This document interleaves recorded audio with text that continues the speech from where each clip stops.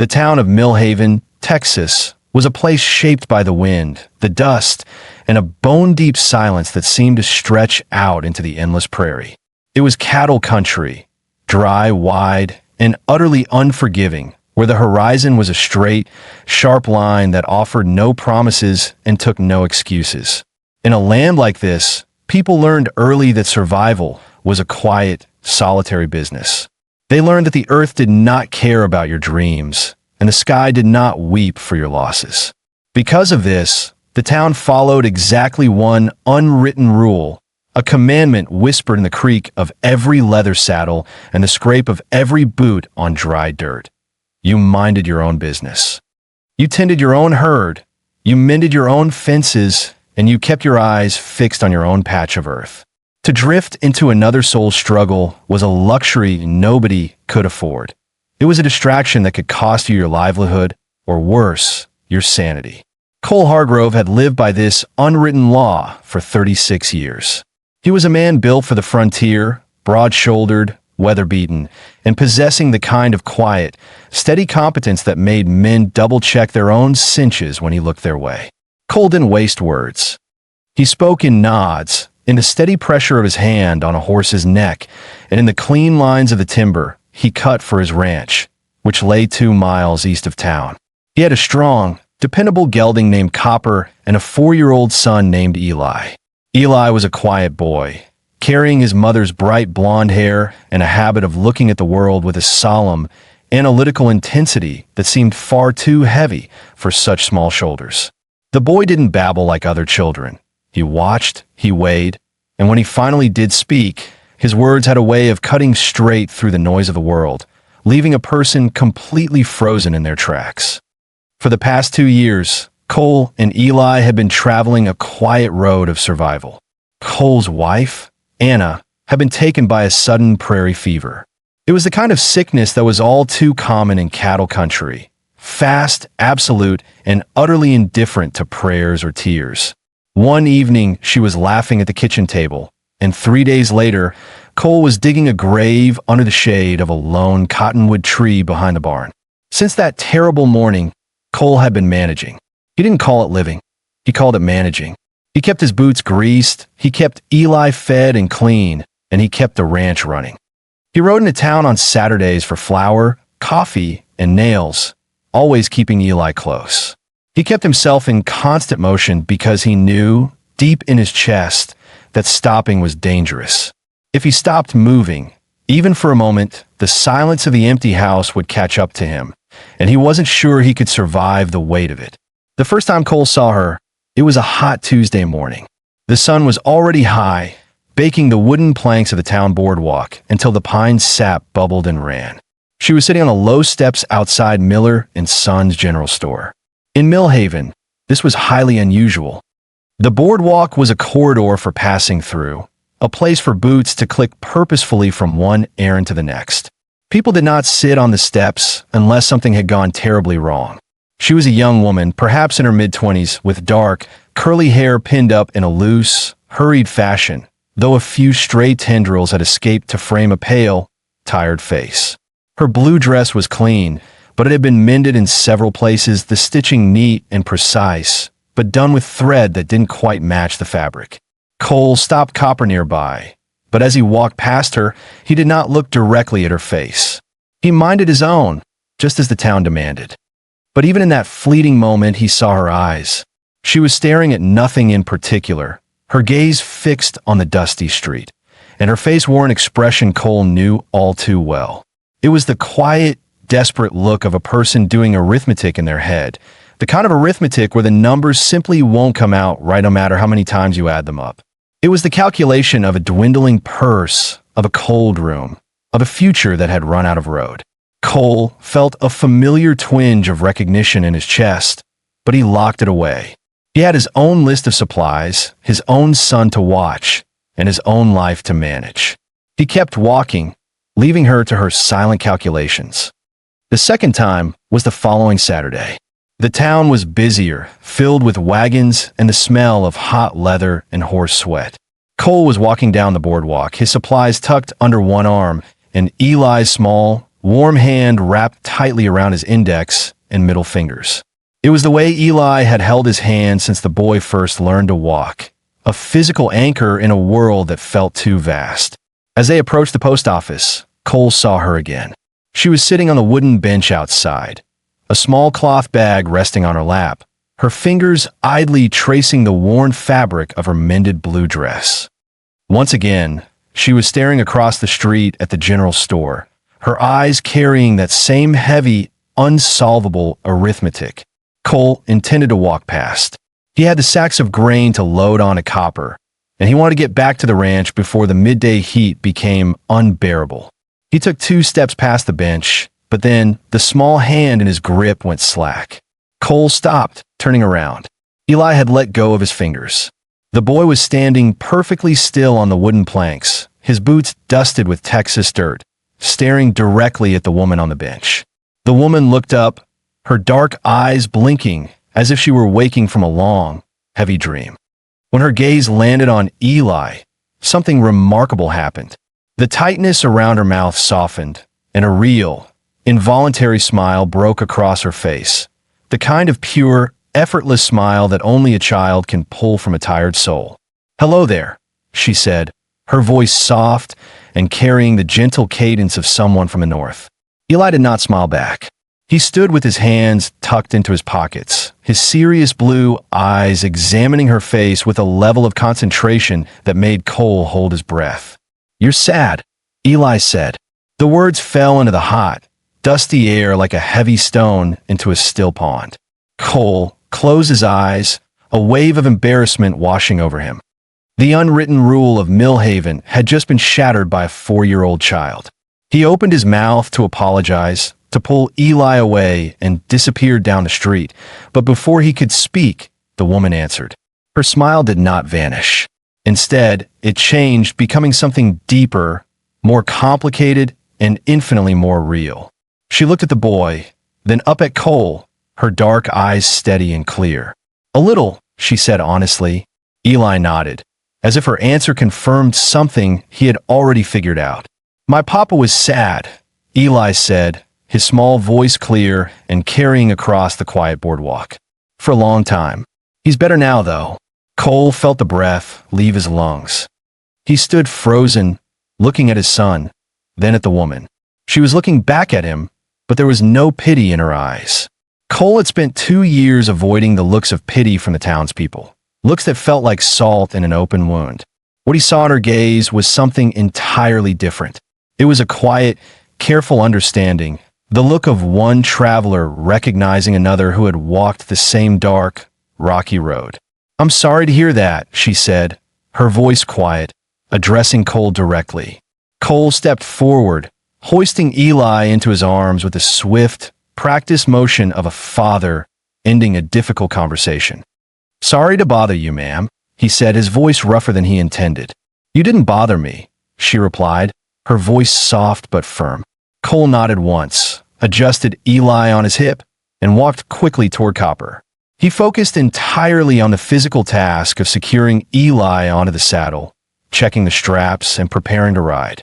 But when he finally looked back, the bench was empty. She had gone inside the store, leaving only the memory of her dark, understanding eyes. As Cole rode back to the ranch, the dry prairie wind hot against his face, he couldn't stop thinking about her. He couldn't stop thinking about the arithmetic that wouldn't come out right, and he couldn't stop thinking about Eli's words. He's better now, though. Was he? He was managing, yes. He was keeping the fences upright and the water troughs full. But sitting on his horse under the vast, empty Texas sky, Cole realized the bitter truth. He had been standing completely still for 2 long years. He had been surviving, but he hadn't been moving forward. And deep down, he knew that the silence of the frontier would eventually break him if he didn't find the courage to change. The 2-mile ride back to the ranch was always a long one, but on this day, the silence felt different. Usually, the rhythmic clop of Kappa's hooves against the packed earth was a comforting sound, a steady heartbeat in a quiet world. But today, Eli's words echoed in Cole's ears, louder than the wind. Eli sat in front of him, leaning his small back against Cole's chest, completely unaware of the storm he had just started in his father's mind. The boy was watching the hawks circle high in the blue sky, his thoughts already moving on to the simple wonders of the prairie. But Cole could not move on. He kept seeing the woman's mended blue dress, the delicate way she held her small cloth bag, and that look of quiet desperation. When they reached the ranch, Cole went through the familiar, comforting motions of his daily routine. He unsaddled Copper, rubbed down the horse's back, and led him to the water trough. He checked the chicken coop, gathered the few eggs, and then went inside to prepare a simple supper of salt pork and beans. But as he stirred the pot, his kitchen felt emptier than usual. The wood stove creaked as it heated, a sound that used to belong to Anna's busy, cheerful movements. For 2 years, Cole had tried to fill that emptiness with work. He worked until his muscles ached, until his hands were calloused and raw, believing that if he was tired enough, he wouldn't feel the lack of her. But tonight, the fatigue did not bring peace. It only brought a deep, aching loneliness. The next morning, Cole found himself listening to the quiet gossip of the town, not out of malice, but out of a sudden, desperate curiosity. He had gone to the post office to mail a letter, and Mrs. Adler, the town postmistress, was more than happy to fill the silence. Mrs. Adler knew everything about everyone in Millhaven, viewing her knowledge not as gossip, but as a vital civic duty. "Her name is Nora Voss," Mrs. Adler had said, peering over the top of her spectacles as she sorted the mail. "Arrived 6 weeks ago from Kansas. A tragic business, really. Her husband died on the trail. Wagon accident just 3 days outside of Millhaven. She came here alone, with nothing but what she could carry, no family in the territory, and barely a penny to her name." Cole had listened in silence, his hand resting on the wooden counter. "She's staying in that small room above the laundry," Mrs. Adler continued, her voice softening slightly. "Does mending work for anyone who can pay, try to save up enough to figure out where she's supposed to go next. She's a hard worker, Cole. Doesn't complain, doesn't ask for a single thing she hasn't earned. Just needs someone to give her a fair chance." Cole had bought his stamps, nodded to Mrs. Adler, and walked out into the bright sunlight. But Mrs. Adler's words stayed with him for 3 long days. It was longer than he usually spent thinking about anything. Cole was a decisive man, taught by the harsh reality of cattle country that hesitation was a luxury that could cost you dearly. But this was different. This touched a part of his heart he had carefully locked away and guarded since Anna's death. On the 3rd evening, after Eli was fast asleep in his small bed, Cole sat on the porch and watched the stars break through the deep blue of the Texas sky. The wind was cool, carrying the scent of dry grass and distant rain. He thought about Eli's words on the boardwalk. "He's better now, though." Cole closed his eyes, letting the honesty of the night wash over him. He wasn't better. He was just surviving. He was keeping the ranch afloat, but he was standing completely still, trapped in his own grief. He realized then that there was a vast difference between simply not stopping and actually choosing to move forward. And so, on Thursday morning, Cole made his decision. He gathered a pile of flannel shirts that genuinely needed mending, refusing to manufacture a false excuse, and walked toward the town laundry. His heart pounded in his chest, a strange, nervous energy he hadn't felt in years. As he reached the door, he paused, taking a deep breath. If you are ready for this epic journey of healing, redemption, and the quiet power of human connection on the frontier, drop a comment telling me where in the world you are watching from today. Hit that like button, subscribe to Redwood Chronicles, and turn on the notification bell so you never miss a single chapter of our upcoming stories. Let us know in the comments. Have you ever had a moment where a child's simple words forced you to face a truth you were trying so hard to ignore? We want to hear your story. The wooden door of the Millhaven laundry creaked loudly as Cole Hargrove stepped inside, a heavy bundle of flannel shirts tucked securely under his arm.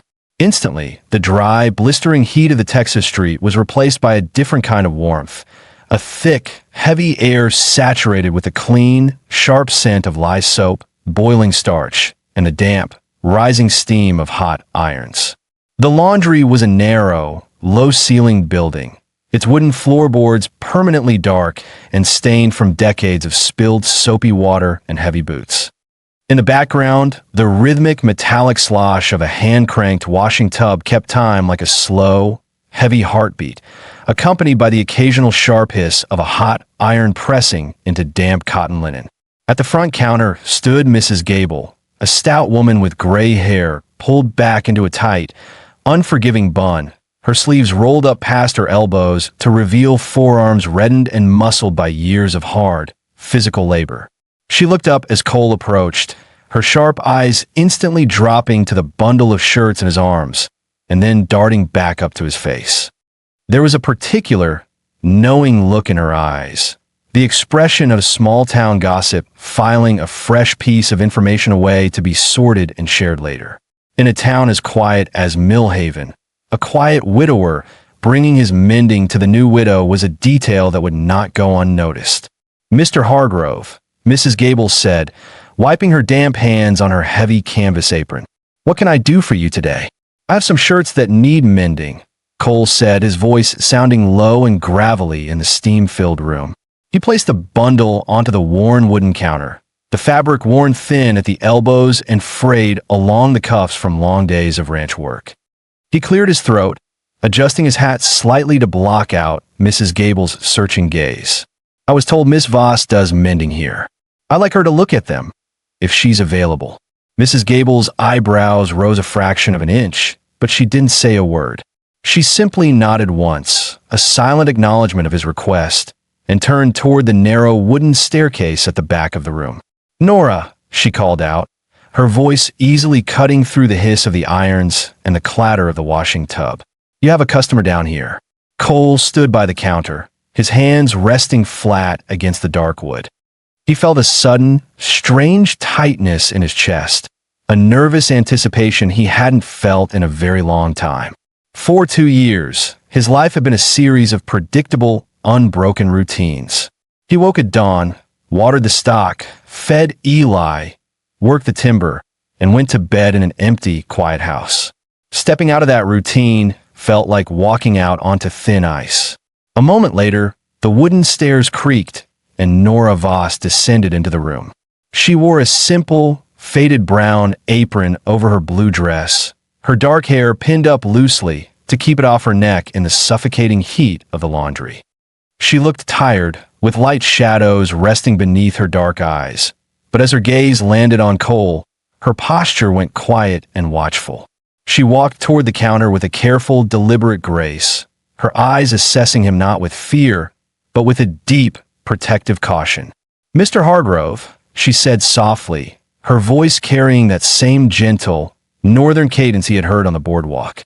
"Miss Voss," Cole replied, removing his hat and holding it by the brim. "I heard you do mending work. Mrs. Adler said you were the best in town." "I do," she said, her eyes dropping to the bundle of flannel shirts on the counter. She reached out, her fingers pale and delicate against the dark, heavy wool, and began to untie the bundle. "Cole, watch your hands." They were the hands of a woman who knew the value of hard work. Her fingers were nimbler than his, but they moved with a precise, quiet efficiency that he respected immediately.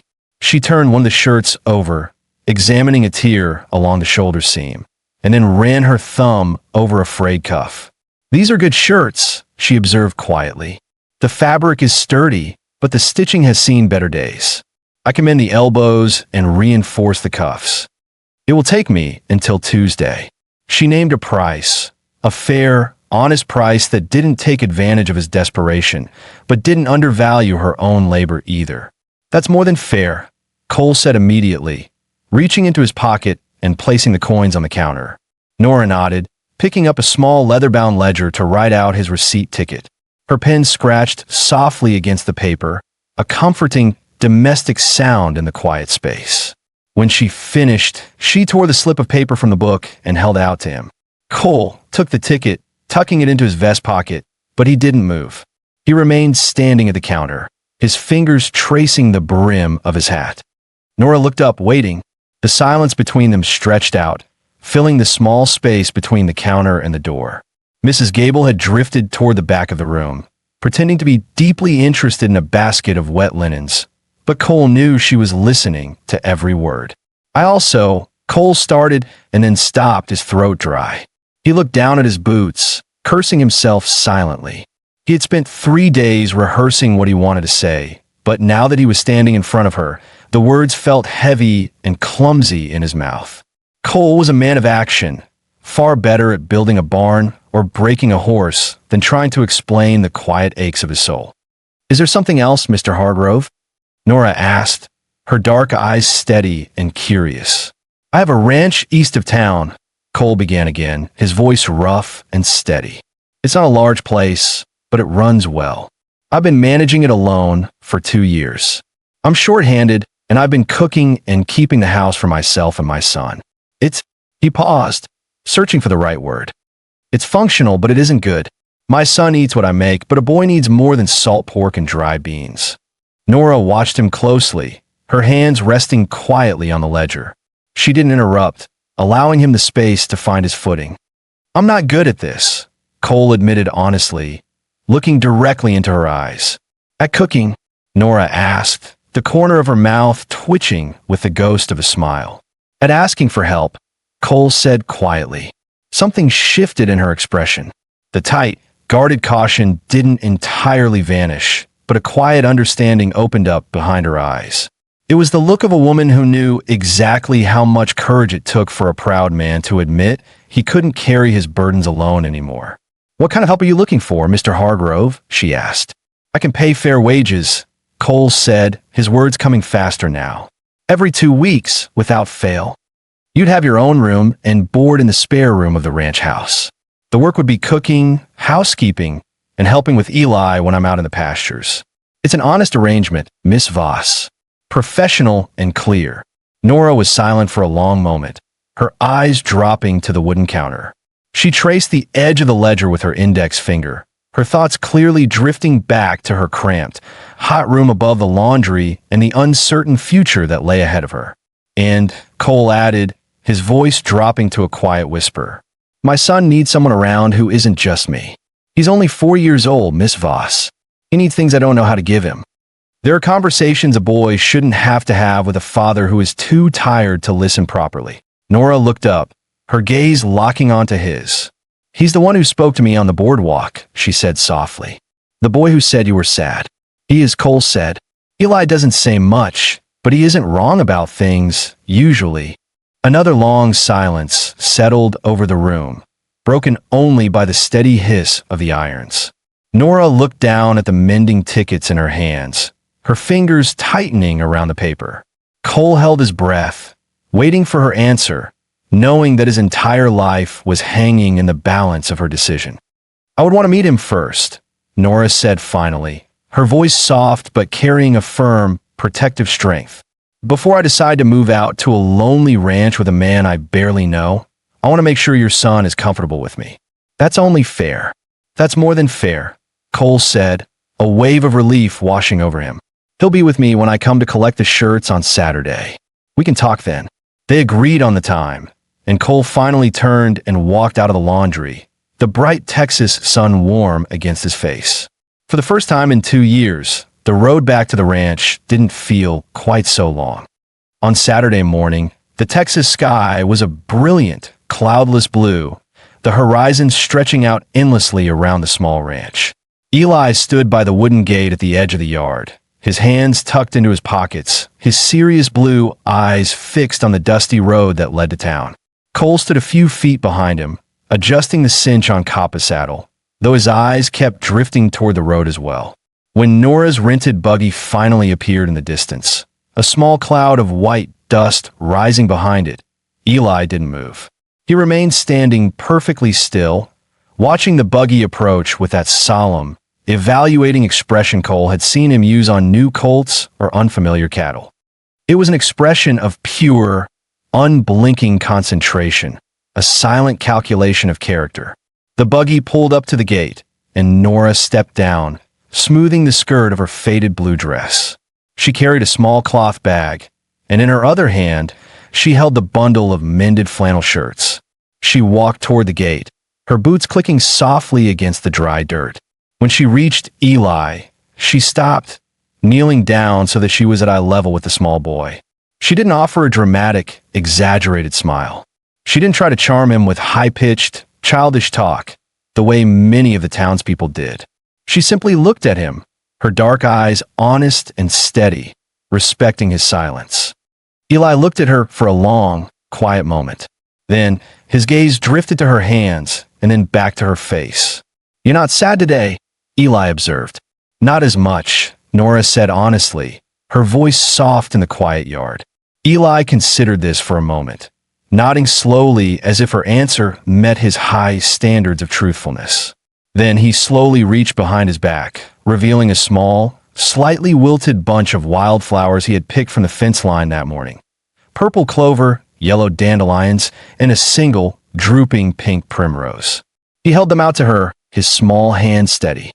Cole, watching from the shade of the porch, felt something deep and unfamiliar move in his chest. A sudden, sharp warmth that he hadn't felt in 2 long years. It wasn't romance, not yet. It was something far older and more profound.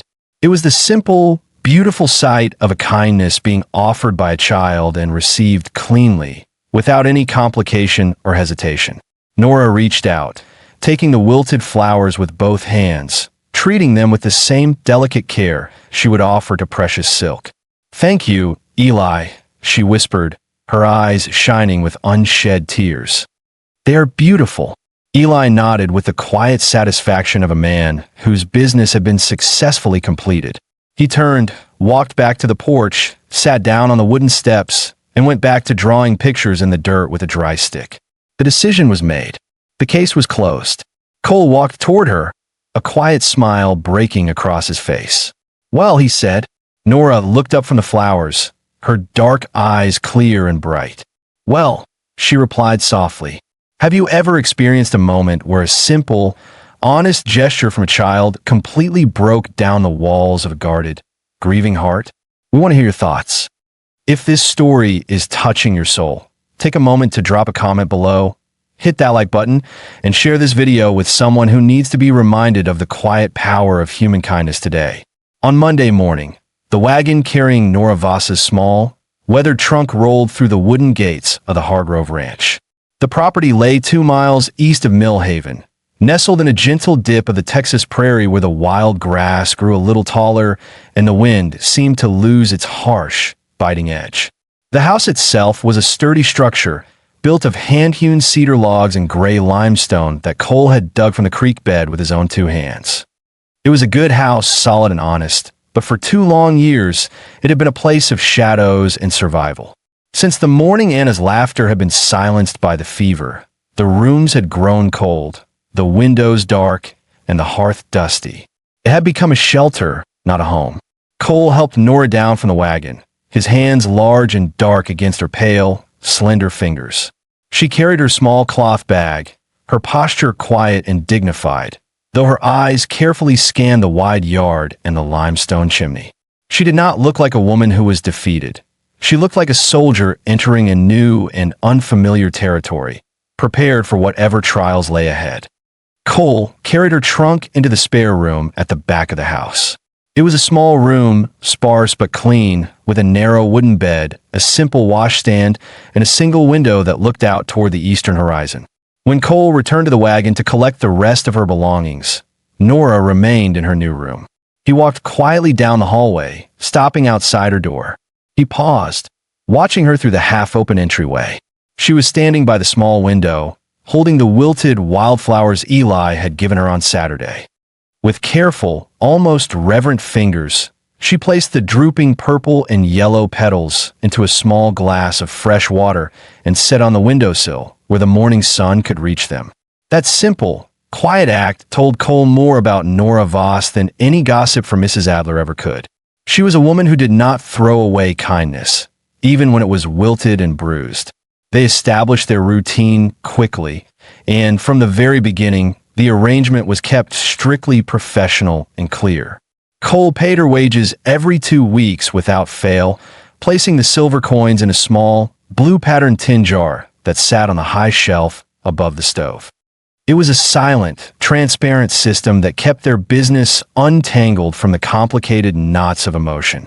They were incredibly careful with each other, moving around the small house with a quiet, polite distance, like two travelers sharing a shelter during a sudden mountain blizzard.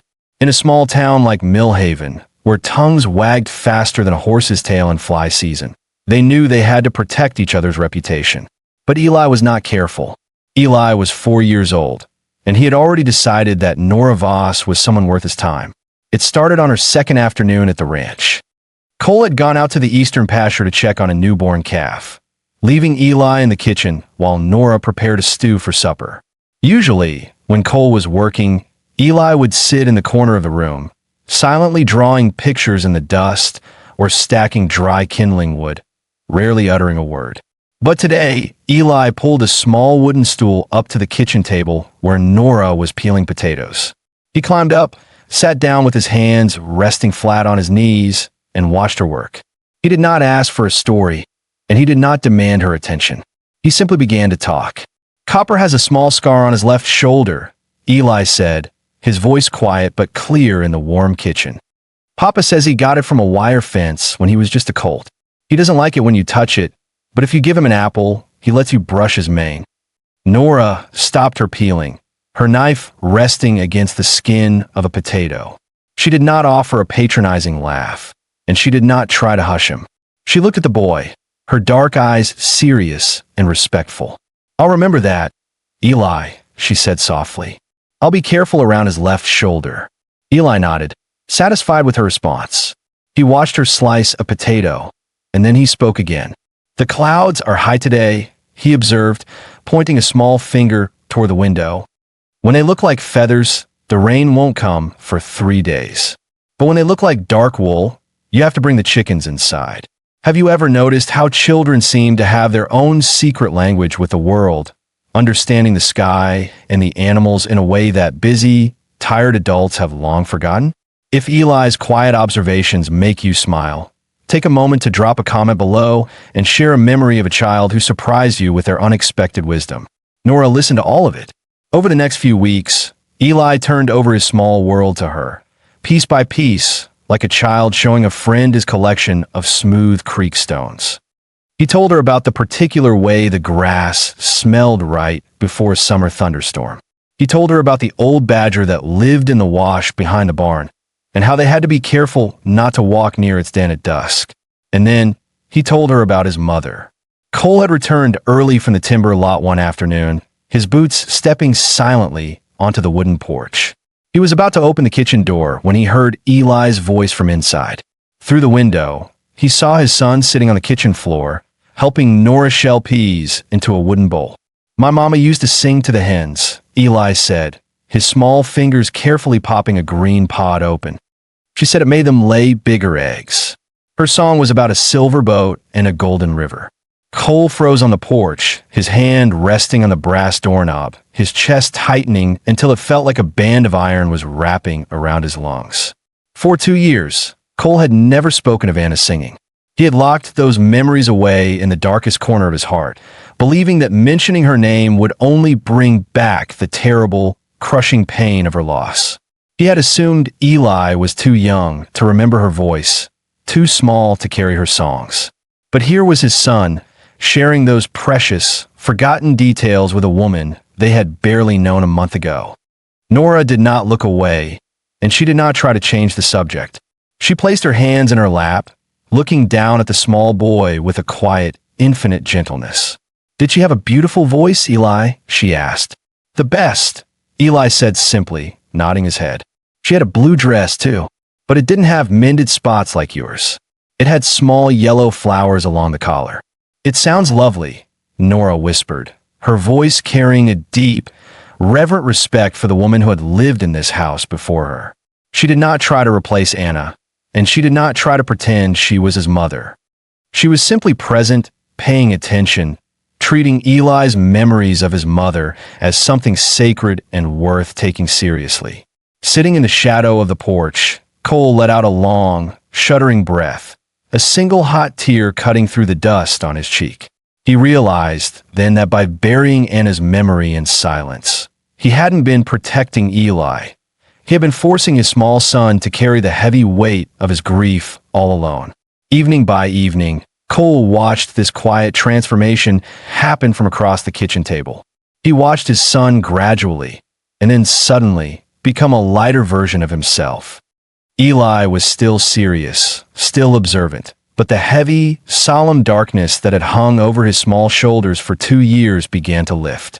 He laughed more often, his blue eyes grew brighter, and his voice carried a light, happy ring that Cole hadn't heard since they dug the grave under the cottonwood tree. It was like watching a cold, dark room slowly warm up when someone finally opens the heavy wooden shutters to let the morning sun slide across the floor. And Cole watched Nora, too. The heavy, desperate look of unsolvable arithmetic. The expression of a woman constantly calculating pennies and fearing the tomorrow completely left her face and did not come back. Her posture grew relaxed. Her smiles came more easily, and her dark, intelligent eyes lost their sharp, guarded caution.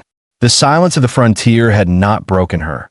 Instead, she had brought her own gentle grace to the quiet ranch, weaving a new thread of life into their broken world.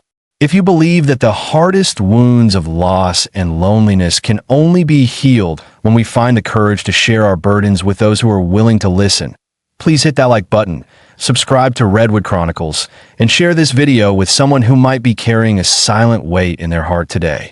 Your support helps us keep these timeless frontier stories of hope and healing alive. The hot, dry Texas summer did not leave Millhaven quickly. But when the change finally came, it arrived on the wings of a northern wind that swept across the plains in late September. Almost overnight, the vast, shimmering heat waves that had baked the clay soil for months vanished, replaced by a crisp, sharp chill that made the morning air taste like iron. The rolling hills of the prairie began to shed their faded green coats, turning a deep, rich amber that glowed like hammered copper under the low autumn sun. The cottonwood trees along the dry creek beds lost their leaves in great, golden drifts, their bare white branches reaching up toward a sky that seemed suddenly larger, bluer, and infinitely more distant. For Cole Hargrove, the arrival of autumn had always been a season of heavy labor. It was the time for securing the ranch against the coming winter, cutting firewood until his shoulders ached, insulating the drafty cracks in the cedar cabin with fresh mud and straw, and driving the cattle down from the high ridges to the sheltered pastures near the homestead. In the years before, this transition had been a dark, exhausting ordeal. He remembered the previous winter all too clearly. He had worked from dawn until dark, his hands raw and bleeding from the cold, only to return to a pitch-black cabin that felt more like a tomb than a home. He remembered trying to coax a spark from a cold hearth while Eli sat wrapped in a heavy wool blanket, his small face pale and silent in the shadows. But this October, everything was different. Now, when Cole rode back toward the house at dusk, his boots dusty and his coat smelling of cedar smoke, he did not look toward a dark, empty silhouette. Long before he reached the wooden gate, he could see the warm, golden glow of the oil lamps shining through the glass windows, casting long, welcoming paths of light across the darkened yard. He could see the thin, steady ribbon of gray smoke rising from the limestone chimney, carrying the rich, savory scent of boiling beef stew, fresh sourdough bread, and sweet apple pie. When he stepped onto the porch and kicked the dried mud from his boots, he could hear the quiet, domestic music of a home in motion. The gentle scrape of a wooden spoon against a cast-iron pot, the soft, rhythmic hum of Nora's voice as she helped Eli wash his hands, and the bright, clear sound of his son's laughter bouncing off the log walls. That laughter was a sound Cole had feared he would never hear again. It was a miracle that had built itself slowly, day by day, out of the quiet corners of the ranch. Under Nora's gentle care, Eli had blossomed like a wildflower after a spring rain. The heavy, protective silence that the 4-year-old had carried like a shield for 2 years had completely melted away.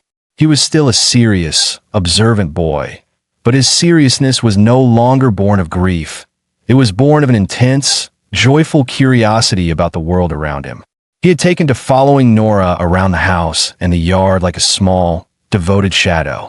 He helped her gather eggs from the coop, holding the wicker basket with both hands as if it contained precious gold, and he took immense pride in carrying the dry kindling wood for the stove, stacking each piece with mathematical precision.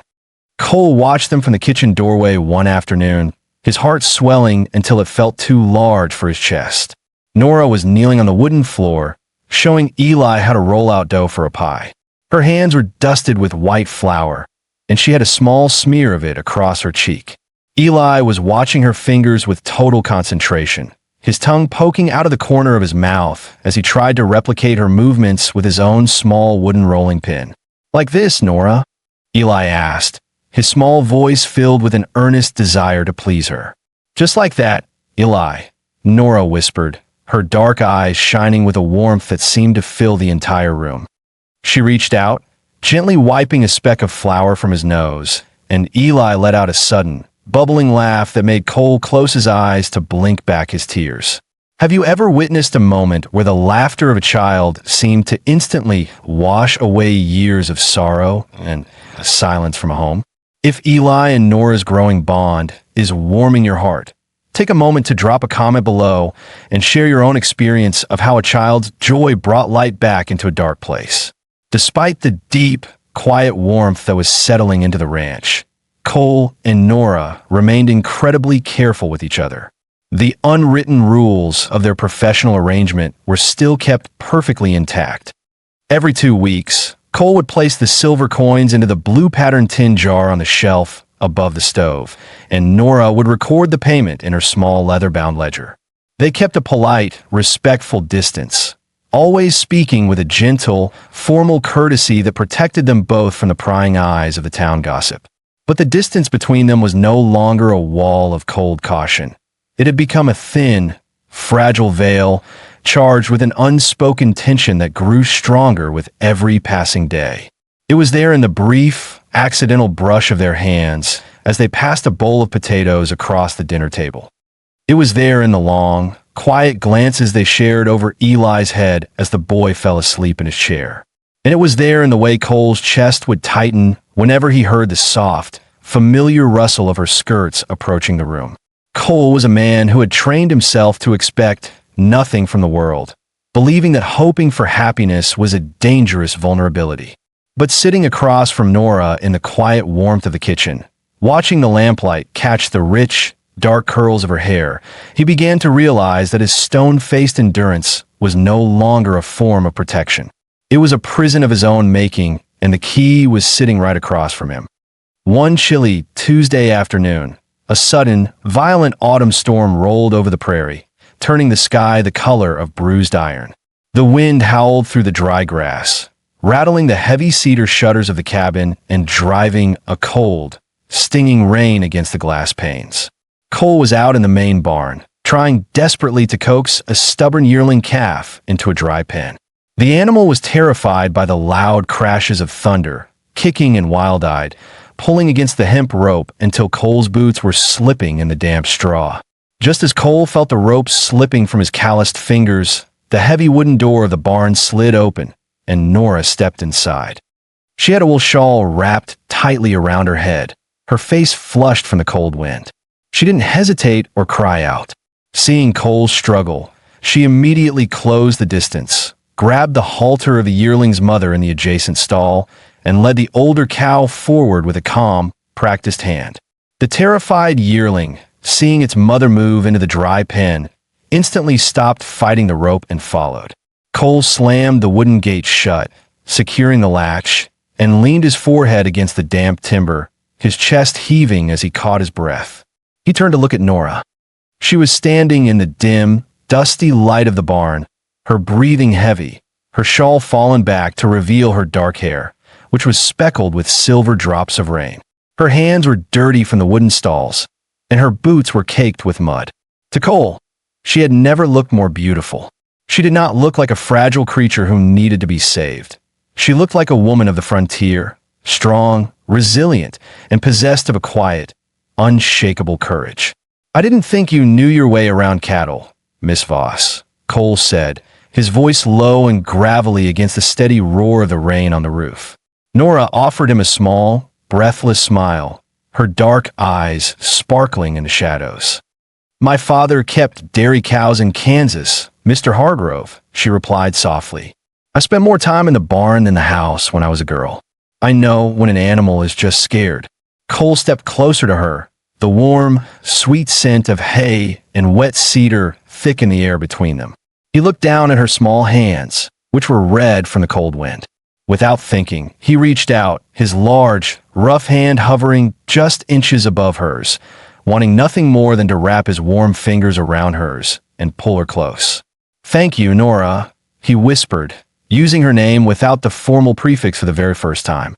The sound of her name on his lips seemed to hang in the quiet barn like a physical presence. Nora looked up, her dark eyes widening slightly, her breath catching in her throat as she met his steady, intense gaze. For a long, breathless moment, neither of them moved.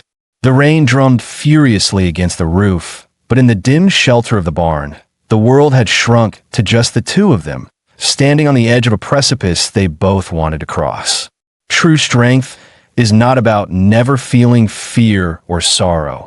It is about the quiet courage to stand side by side with another soul in the middle of the storm, sharing the load when the wind blows coldest. If you believe that a love built on mutual respect and quiet resilience is the most beautiful kind of partnership, hit that like button, share this video, and let us know your thoughts in the comments. Your support is what keeps these timeless tales of the Wild West alive. By evening, the storm had passed, leaving the Texas night cold, crisp, and incredibly still. The vast canopy of the sky was a deep, velvet black, salted with millions of brilliant, icy stars that seemed to watch over the lonely ranch. Inside, the kitchen was clean, the wooden floor swept, and Eli was fast asleep in his small bed, his hand tucked under his cheek. Nora sat at the wooden table, a single oil lamp burning between them, casting a warm, flickering light across her face as she wrote a letter to an old friend in Kansas. Cole stood out on the dark porch, the cold wind biting through his flannel shirt, staring out into the endless, silent prairie. But his mind was not on the land. He was listening to the quiet scratch of Nora's pen against the paper inside. He realized then that he could not go on like this. He could not keep hiding behind his grief, pretending that his professional arrangement was enough to satisfy the deep, aching hunger in his soul.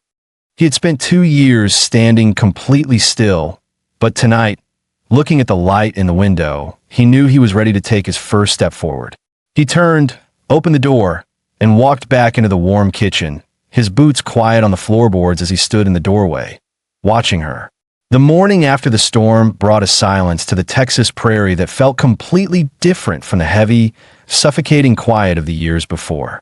It was a crisp, crystalline silence, gilded by a thin coat of silver frost that clung to the dry blades of ambergrass and the dark wooden rails of the corral fences. When Cole Hargrove stepped out onto the porch at dawn, his breath billowed before him in soft, white clouds. The air was sharp enough to sting his lungs, carrying the clean, wet scent of rain-soaked earth and cold cedar. In the eastern sky, the sun was just beginning to break over the horizon, painting the edges of the dark clouds in brilliant shades of peach, gold, and violet. Cole walked to the woodpile, his heavy leather gloves stiff from the cold. He picked up his double-bit axe, the heavy steel head catching the first rays of morning light.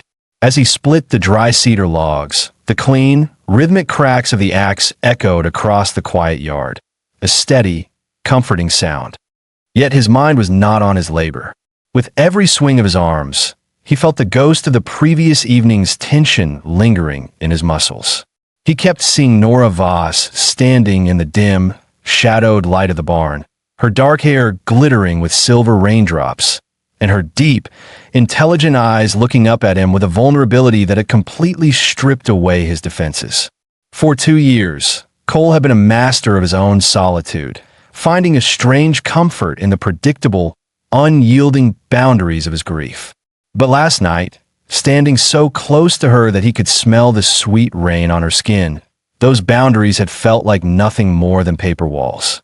Inside the cabin, the warmth of the wood stove was already chasing away the chill of the night.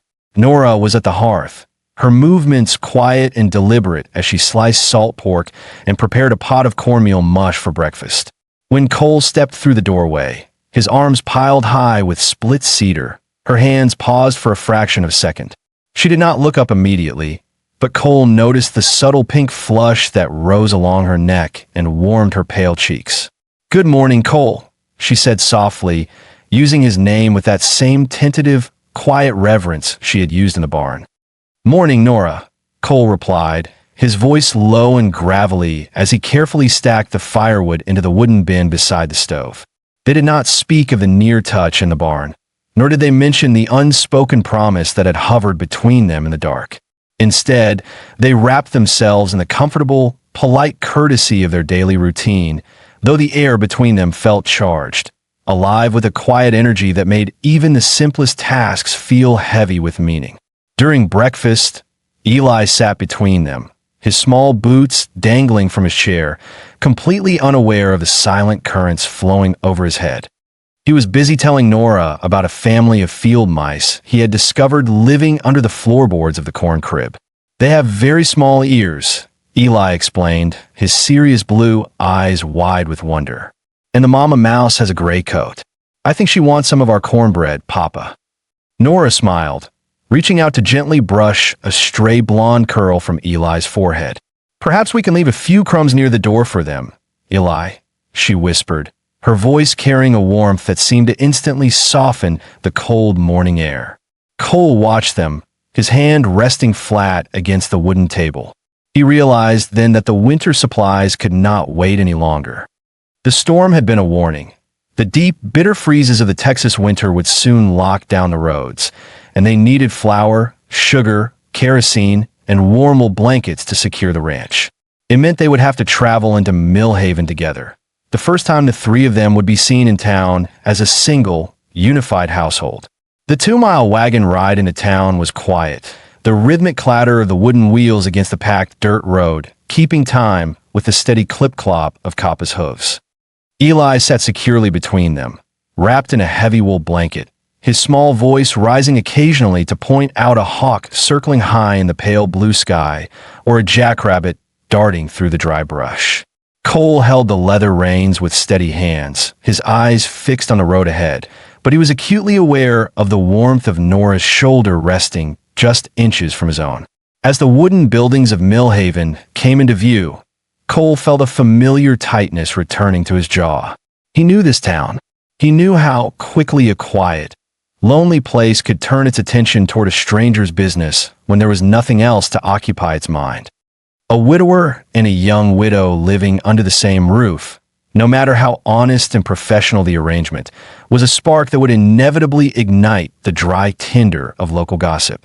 They pulled up outside Miller and Son's general store, the very place where Cole had first seen Nora sitting on the dusty boardwalk steps, her face etched with the quiet desperation of unsolvable arithmetic. Cole jumped down, his boots striking the dirt with a heavy thud, and turned to help Nora. He placed his hands around her waist, lifting her down from the high wagon seat. For a single, fleeting second, her fingers lingered on his shoulders, her dark eyes locking onto his with a quiet, reassuring strength that seemed to say, "I am here, and I am not afraid." They walked into the general store together, Eli holding tightly to Cole's index and middle fingers, his small boots clicking rhythmically against the wide pine floorboards. The store was crowded with local ranchers and townspeople collecting their Saturday supplies, the air thick with the scent of molasses, cured hams, tobacco, and new leather. As they walked down the main aisle, a sudden, conspicuous silence fell over the front of the store. Mrs. Gable was standing near the dry goods counter, examining a bolt of red gingham fabric beside Mrs. Adler, the postmistress. Both women paused in their conversation, their heads turning slowly to watch the Hargrove household approach. Mrs. Gable's sharp eyes dropped instantly to Nora's face, evaluating her mended blue dress, and then darted to Cole, her expression hardening into a look of cold, righteous disapproval. In a town like Millhaven, where the unwritten rule of minding your own business was supposed to be law, there are always those who believe their civic duty included guarding the moral boundaries of everyone else. Well, look who has decided to grace us with their presence, Mrs. Gable said, her voice loud enough to carry over the quiet hum of the store. She folded her arms across her heavy canvas apron, her eyes fixed on Nora. I must say, Cole, some of us were beginning to wonder if you'd forgotten the way to town. I suppose when you have such convenient help out at the ranch, there's very little reason to leave. The words were spoken with a polite, sugary venom that made Cole's blood run cold. He stopped, his large hand tightening instinctively around Eli's fingers. He felt a hot, dangerous anger rising in his chest, a protective instinct that made his shoulders go rigid and his jaw set like stone. He was about to step forward to deliver a quiet, devastating response that would silence Mrs. Gable once and for all. But before he could speak, Nora placed a gentle, steady hand on his forearm. She did not cower, and she did not look down at her boots. She stood tall, her dark eyes steady and clear as she looked directly at the town's most formidable gossip. "Good morning, Mrs. Gable," Nora said, her voice soft, calm, and carrying an unshakable dignity that made the older woman's righteous posture look incredibly small. "We are indeed preparing the ranch for the winter. Cole has been working tirelessly to secure the stock, and I have been focused on ensuring Eli has a warm, comfortable home before the snow arrives. It is a great deal of work, but we are managing very well." The clean, honest simplicity of her words left Mrs. Gable momentarily speechless. The gossip had expected fear, embarrassment, or defensive anger, reactions she could easily twist into further rumor. But Nora's calm, transparent dignity offered no purchase for her malice. Mrs. Adler stepped forward then, her eyes softening as she looked at Eli, who was watching the exchange with his usual, serious intensity. "He looks healthy, Cole," the postmistress noted quietly, stepping between Mrs. Gable and the Hargroves. "And he's grown an inch since we saw him last. It seems the ranch air is doing you all some good." "It is, Mrs. Adler," Cole said, his voice deep and steady, his eyes never leaving Mrs. Gable's face. "My home hasn't been this warm in 2 years, and my son has never been happier. We have Miss Voss to thank for that, and I expect everyone in this town to treat her with the respect she has earned." The silent, powerful command in Cole's voice was absolute. There was no room for argument, no space for whispered doubts. Mrs. Gable sniffed, turning her attention back to her fabric. But the victory was won. Have you ever had a moment where you had to stand up for someone you cared about when others tried to whisper in the dark? How would you have reacted in Cole's shoes? Would you have stayed quiet to avoid a scene? Or would you have defended the person who brought peace back to your life? Let us know your thoughts in the comments below. As they walked back to the wagon, their arms loaded with sacks of flour, tins of kerosene, and warm blankets, the air felt lighter, cleaner. They had faced the whispers of the town together, and the unwritten rule of Millhaven had been rewritten not through conflict, but through quiet, unshakable dignity. Cole secured the supplies in the back of the wagon, checking the ropes with meticulous care. When he finished, he turned to find Nora watching him, her dark eyes shining with a deep, silent gratitude that words could never fully express. "Thank you, Cole," she whispered, her voice barely carrying over the rattle of the harness. Cole stepped close, his hand resting on the wooden wagon wheel, his eyes steady on hers. "You don't ever have to thank me for that, Nora," he said quietly. "I meant every word. You brought the light back to my home. I won't let anyone try to put it out." And as they rode back toward the lonely ranch, the golden autumn sun setting behind the low hills, Cole realized that the arithmetic of his heart was finally beginning to make sense. The journey back from Millhaven was marked by a quiet that felt less like a wall and more like a bridge. The creak of the wagon wheels and the steady, rhythmic plodding of Kappa's hooves against the cold, hard earth filled the vast space of the Texas prairie. Eli had fallen asleep shortly after they cleared the town limits, his small head resting heavily against Nora's side, wrapped securely in the thick wool blanket they had purchased at the store. Nora did not move to shift him. Instead, she rested a gentle, protective arm around his shoulders, her fingers idly tracing the pattern of the wool. Cole watched them from the corner of his eye, his hands relaxed on the leather reins. For 2 years, The ride back from town had been a lonely race against the setting sun, a desperate scramble to return to a cold, silent house before the darkness swallowed the road. But today, with Nora sitting beside him and his son sleeping peacefully between them, the coming night held no terror. When they finally reached the ranch, the sky had turned a deep, bruised violet, the first stars beginning to blink awake in the cold, clear air. Cole jumped down from the wagon, his boots striking the frozen dirt with a dull thud. He turned to help Nora down, his large, calloused hands finding her waist once more. In the twilight, her face was soft, her dark eyes reflecting the faint, silver light of the rising moon. As he set her feet on the ground, she did not immediately pull away. For a heartbeat, they stood close, their breath rising in twin white plumes that mingled and drifted away on the wind. It was a silent acknowledgement of what had transpired in the store, a shared understanding that they were no longer just an employer and a hired hand. They were a front, a family standing together against the judgments and whispers of the world. "I'll carry the sacks inside," Cole said, his voice a low rumble in the quiet yard. "You get Eli tucked into bed before the chill gets into his bones." Nora nodded, leaning down to lift the sleeping boy into her arms. Eli murmured softly, his small arms wrapping instinctively around her neck as she carried him toward the warm glow of the cabin. Watching them walk up the wooden steps, Cole felt a profound sense of peace settle over him. He unloaded the wagon in the dark, carrying the heavy sacks of flour, the tins of kerosene, and the winter blankets into the house with a light, effortless strength. Every corner of the cabin seemed to welcome them back, the cedar walls holding the faint, sweet scent of Nora's pine sap soap and the lingering warmth of the hearth.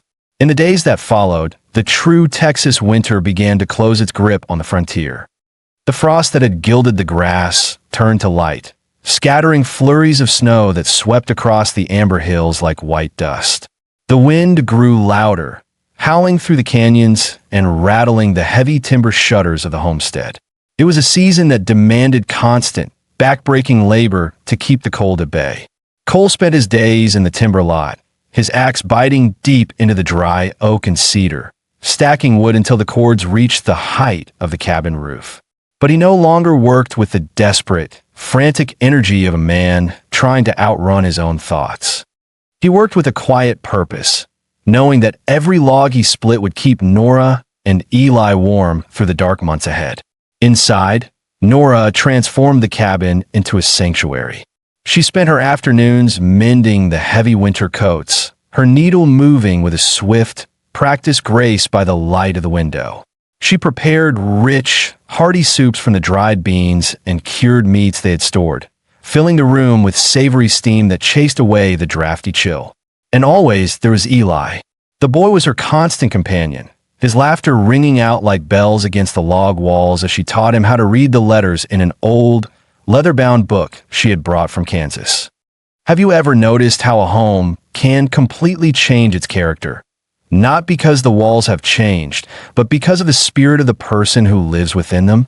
Like the classic frontier stories of hardened cowboys who found their frozen souls completely thawed by a stranger's quiet presence. Cole was realizing that survival was a poor substitute for truly living. Have you ever experienced a time when a new presence in your life completely redefined what it meant to feel at home? We want to hear your thoughts. Take a moment to drop a comment below and let us know how someone brought the light back into your world. One evening, after the snow had drifted high against the corral fences, Cole sat by the hearth, cleaning his saddle leather with a soft cloth and a tin of grease. Across the room, Nora was sitting at the kitchen table, a single oil lamp burning beside her as she wrote a letter to her sister in Kansas. The only sounds in the cabin were the crackle of the oak logs in the stove, the rhythmic scrape of Cole's cloth, and the soft, scratching whisper of Nora's pen against the paper. Cole watched her. The lamplight caught the rich, dark curls of her hair, casting soft shadows across her delicate jaw and the gentle curve of her neck. He looked at her hands, the same hands that had held his son's wilted wildflowers, the same hands that had steadily held the yearlings in the storm, and the same hands that had brought a quiet, beautiful order to his chaotic life. For 4 months, he had lived beside her, maintaining a polite, respectful distance, terrified of crossing the line they had so carefully drawn. He had told himself that the professional arrangement was enough, that protecting her reputation and keeping Eli happy was all he could ask for. But sitting in the warmth of the hearth, watching her write, he knew he was lying to himself. He did not want an arrangement. He wanted her. He stood up, placing the saddle grease on the mantelpiece, his boots quiet on the pine floorboards as he walked toward the kitchen. He stopped in the doorway, his large frame casting a long shadow across the table. Nora paused her writing, her pen hovering over the paper, her dark eyes looking up to meet his. "Nora," Cole said softly, the sound of her name hanging in the quiet room, like a physical presence. "Yes, Cole," she whispered, her eyes wide and steady, watching him with that same intelligent, careful concentration she had used since the day she first descended the stairs of the laundry. "I owe you more than wages," Cole said, his voice deep and carrying a sudden, raw honesty that made Nora's breath catch in her throat. Nora slowly put down her pen, her fingers smoothing the edge of the paper. "This isn't about money, Cole. You pay me fair, and you've given me a safe, honorable place to live when I had nowhere else to go. You don't owe me a thing." "I do," Cole insisted, crossing the kitchen and sitting down in the wooden chair across from her, just as she had sat across from him when they first made their quiet contract. He leaned forward, his large hands resting flat against the dark timber of the table. "I'm not talking about silver, Nora. I'm talking about my life. For 2 years since Anna died, I was standing completely still. I woke up, I worked the cattle, I fed Eli, and I went to bed. I called it managing, but it wasn't a life. It was just management. I didn't even realize how cold this house had become until you walked through that door and brought the light back into it." Nora looked down at her hands, her fingers trembling slightly. "You weren't standing still, Cole," she said softly, her voice carrying a deep, emotional weight. "You were keeping everything together by yourself. You were protecting your son, keeping this ranch running through drought and winter, carrying a mountain of grief on your shoulders without ever complaining. That's not standing still. That's enormous. It's the bravest thing a man can do." "It wasn't enough," Cole whispered, his eyes never leaving her face. "It was surviving, but it wasn't living. You said the same thing to me, without ever using a single word, when you were sitting on that boardwalk in town. You were doing everything you were supposed to do, trying to save every penny, but your life wasn't whole either. We were both carrying silent burdens, Nora. We were both doing the arithmetic that wouldn't come out right." Nora looked up, her dark eyes shining with unshed tears, her gaze locking onto his with an intensity that made the rest of the world completely fade away. "What are you saying, Cole?" she asked, her voice barely a whisper against the howl of the winter wind outside. "I'm saying that I see you," Cole said, his voice steady, strong, and filled with a quiet, powerful promise. "I don't just see you as someone who cooks our meals, cleans our clothes, or watches Eli. I see you. I see the quiet courage you bring into this room every morning. I see the grace you offer to my son, and the strength you show when the world tries to whisper in the dark. I wanted you to know that I am here. When you're ready to think about something more than the arrangement we made, when you're ready to share this life with me, not for wages, but for good, I'll be waiting." He reached across the table, his large, rough hand open, offering her a choice. "If you're not ready, nothing changes. You have my word on that. The arrangement stands, and I will continue to protect and respect you as long as you choose to stay under this roof. But I needed you to know the truth." Nora looked at his hand and then up at his face. For a long, breathless moment, the silence of the Texas night was enormous. The wind moved through the dry grass outside with a sound like quiet breathing, but inside the cabin, the lamplight burned warm and steady between them, holding a future that was finally beginning to make sense. In the lonesome expanses of the frontier, just like a cowboy who would secretly protect a dying ranch or stand before a storm to shelter a stranger, true strength isn't found in isolation. It is found in the courage to be vulnerable, to reach out a hand and say, "I see you, and you do not have to carry this burden alone." Have you ever had a moment where you had to find the courage to let down your guard and allow someone to help you rebuild your life from the dust? We want to hear your story. If Cole and Nora's quiet confession has touched your heart, please hit that like button, subscribe to Redwood Chronicles, and share this video with someone who might need to be reminded of the healing power of love today. Nora slowly reached out, her pale, delicate fingers hovering just above his calloused palm. She did not close the distance, not yet, but her eyes were filled with a quiet, beautiful hope that Cole had never seen before. "He's a good boy," she said softly, her voice carrying a sweet, emotional tremor. "Ellie." "He is," Cole agreed, a quiet smile breaking across his face. "He said one sentence to me on that boardwalk," Nora whispered, looking down at her hands. "And I've thought about it every single day since. He said his papa was better now." Cole looked at her, his heart finally at peace. "I am," he said quietly. "I think mostly—" Nora smiled through her tears, her fingers finally lowering to rest gently against his warm palm. "So am I," she said. "Mostly." And in the quiet of that Texas kitchen, with the winter wind howling outside and the oil lamp burning steady and bright, it was enough. More than enough to sit together and be mostly better together, which is all any honest, healing soul can ever really offer. It was, Cole thought, a very good place to begin. The first true blizzard of the year did not slide into the valley. It fell upon the Texas prairie like a heavy, iron gate. For 3 days, the sky was a blind, swirling mass of gray and white, the wind screaming through the cedar logs of the cabin with a wild, hollow roar that sounded like a living thing trying to claw its way inside. The horizon, which had always been Cole Hargrove's anchor, vanished completely under a thick, suffocating shroud of driving snow.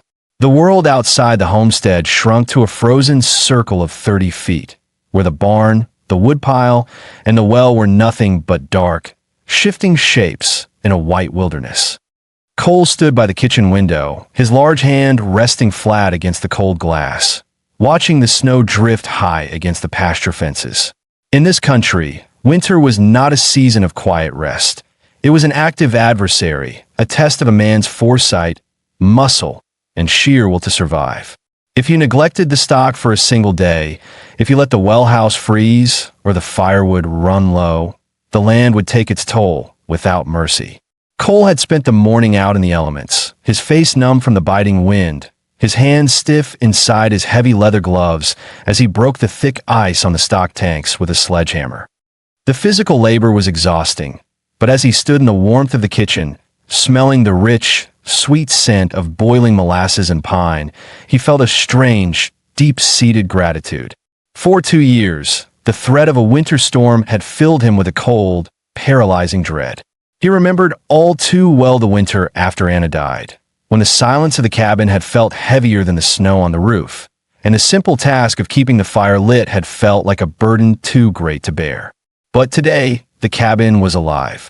Behind him, the wood stove crackled merrily, casting a warm, flickering amber glow across the pine floorboards. Eli was sitting in his favorite spot by the hearth, wrapped in a small wool blanket, busy building a fortress out of dry cedar, kindling blocks. Nora was at the table, her hands moving with a rhythmic, comforting grace as she mended a tear in one of Eli's heavy winter coats, her dark eyes reflecting the soft light of the oil lamp. Cole turned away from the window, removing his heavy wool coat and hanging it by the door, the melting snow dripping softly onto the rag rug. He walked over to the stove, holding his cold hands near the black iron. "The wind is shifting to the north," Cole said, his voice a low, quiet rumble that seemed to settle comfortably into the warmth of the room. "It's going to get colder tonight. I'll need to make one more run to the barn before dark to ensure the yearlings are secure and the windbreak is holding." Nora looked up from her mending, her fingers pausing on the heavy fabric. The dark, guarded caution that had once defined her expression had completely vanished, replaced by a quiet, fierce tenderness that made Cole's heart swell every time she looked his way. "Be careful, Cole," she whispered, her voice soft but carrying a deep, emotional weight that spoke of things far more precious than a professional contract. The snow is drifting fast near the creek. It's easy for a man to lose his footing when the wind blows this hard. I will, Cole promised, his eyes holding her steady, intelligent gaze. Have you ever noticed how the presence of the right person can turn the most terrifying storm into nothing more than background music? On the harsh, unforgiving frontier, a warm hearth and a loving heart were the only true shields a cowboy had against the bitter cold of the world. If this story of quiet resilience and growing devotion is warming your soul today, please take a moment to drop a comment below telling us your thoughts. Hit that like button, subscribe to Redwood Chronicles, and share this video with someone who might be weathering their own cold season right now. Your support helps us keep the fire of these frontier legends burning bright. The transition from their quiet contract to a true partnership had not happened with a grand, dramatic declaration. It had built itself slowly out of the silent spaces of the winter ranch, in the shared glances over Eli's head, the gentle brush of their hands as they worked, and the deep, unspoken trust that grew with every passing day. They were still careful, still polite, but the polite distance was no longer a wall. It was a protective circle they had drawn around their new life, keeping the cold judgments of the world outside where they belonged. Eli looked up from his woodpile, his serious blue eyes examining his father's face with that solemn, analytical intensity he had carried since he was a baby. "Papa," Eli said, his small voice clear and bright in the quiet room. "The house doesn't smell like dust anymore. It smells like Nora's bread. I like it better this way." Cole felt a sudden, sharp warmth in his chest, a feeling so sweet it was almost painful. He walked over to his son, kneeling down in the dust beside him, and placed a large, calloused hand on the boy's blonde head. "So do I, Eli," Cole whispered, his voice thick with emotion. "So do I." He looked across the room at Nora. She had put down her mending, her dark eyes shining with unshed tears as she watched the father and son. She offered Cole a smile, not the guarded, careful smile she had used on the boardwalk of Millhaven, but a real, luminous smile of pure, undivided joy.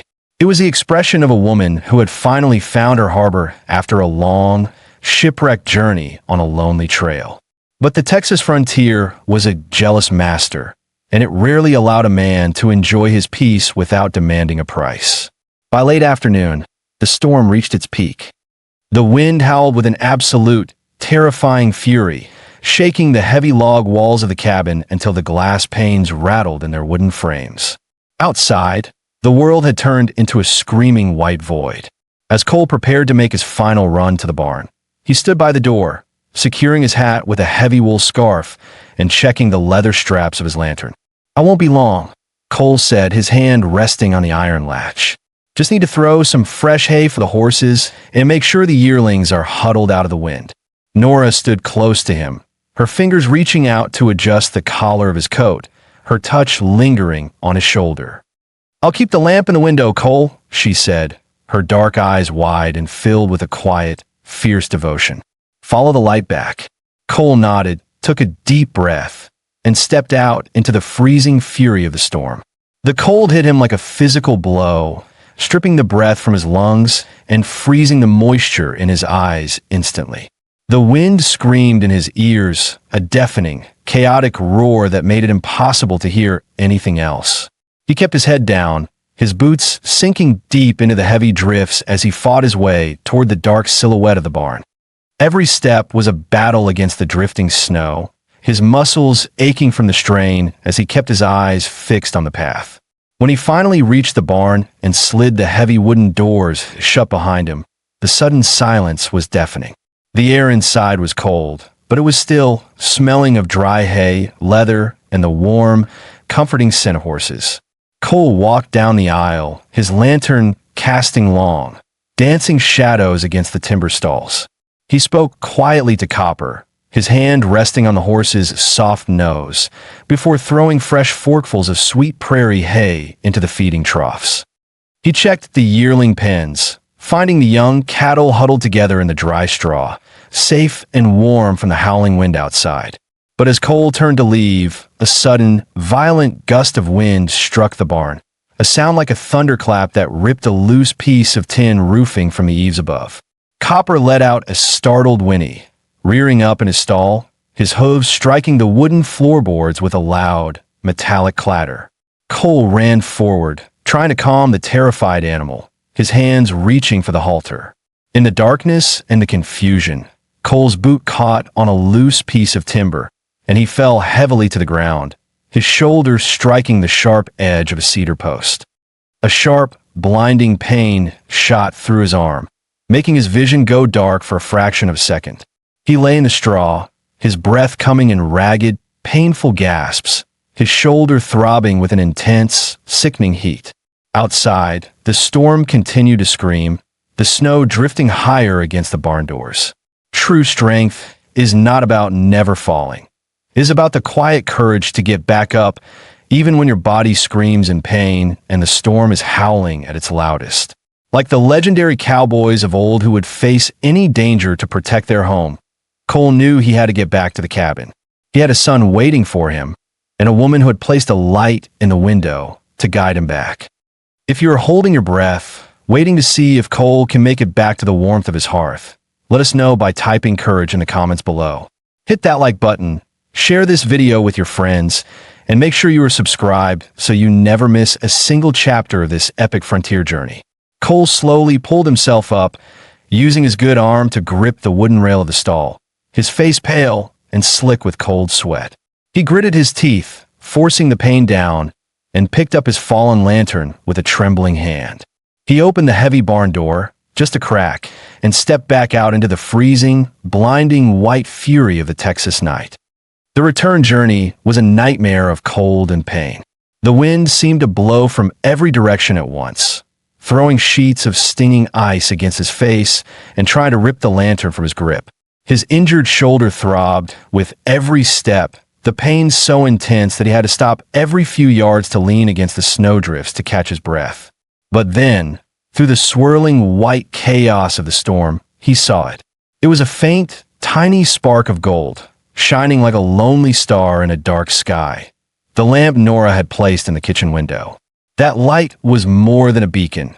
It was a promise, a symbol of the new life they were building together from the ashes of their past.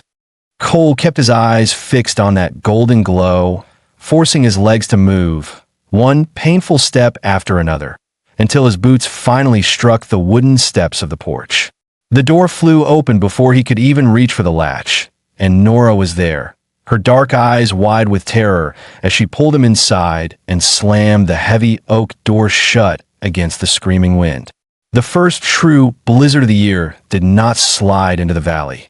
It fell upon the Texas prairie like a heavy iron gate.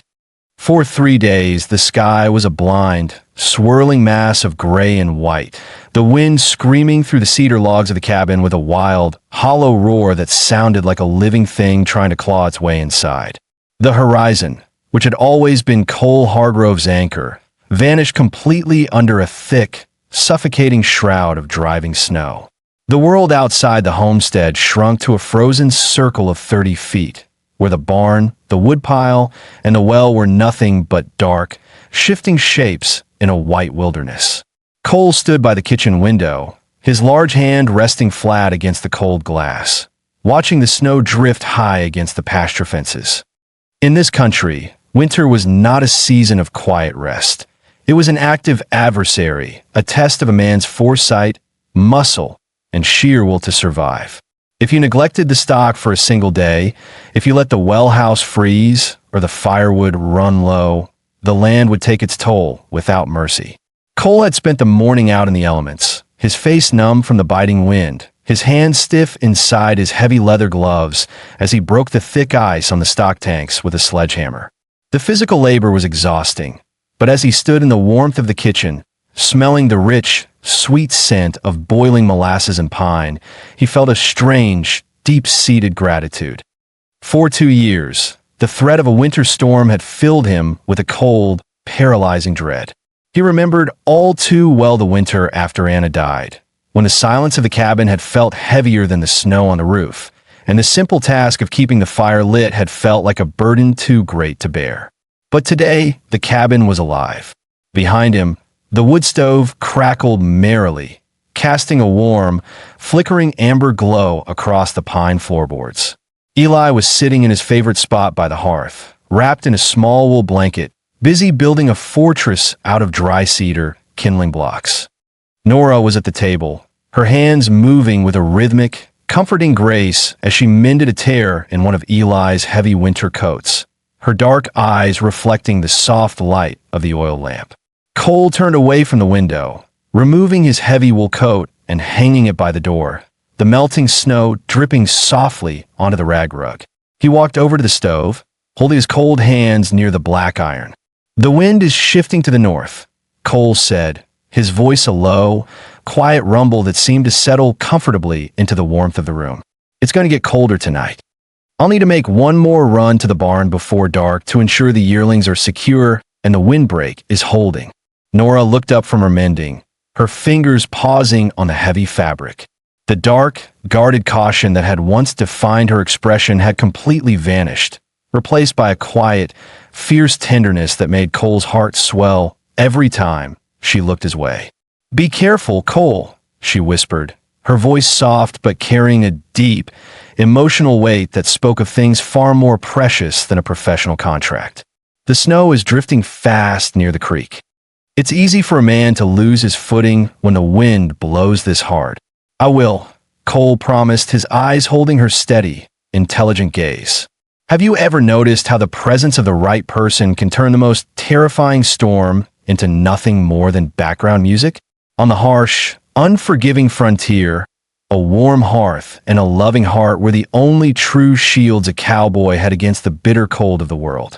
If this story of quiet resilience and growing devotion is warming your soul today, please take a moment to drop a comment below telling us your thoughts. Hit that like button, subscribe to Redwood Chronicles, and share this video with someone who might be weathering their own cold season right now. Your support helps us keep the fire of these frontier legends burning bright.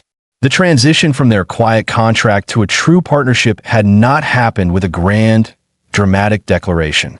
It had built itself slowly out of the silent spaces of the winter ranch, in the shared glances over Eli's head, the gentle brush of their hands as they worked, and the deep, unspoken trust that grew with every passing day.